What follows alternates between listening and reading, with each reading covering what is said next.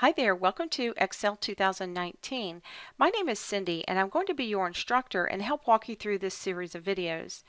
I want to take a few moments and let you know a little bit about myself and what to expect as you walk through this course. I've actually been teaching Excel for quite a number of years now, over 15, and I teach everything from the basics all the way to advanced features. So hopefully we'll be able to get a lot of this information over to you quickly so that you can get started working on some of your projects. If you're brand new to Excel, make sure you watch these in order. If you try to watch them out of order, it may not make much sense to you. And go ahead and watch them again and again if you need to. I want you to have the concepts down before you move on to the next video. If you've been using Excel for a while, hopefully you'll get some tips, tricks, easier ways to do things. Well, let's go ahead and get started, and we're going to go into section 2 and talk about what's new in Excel 2019.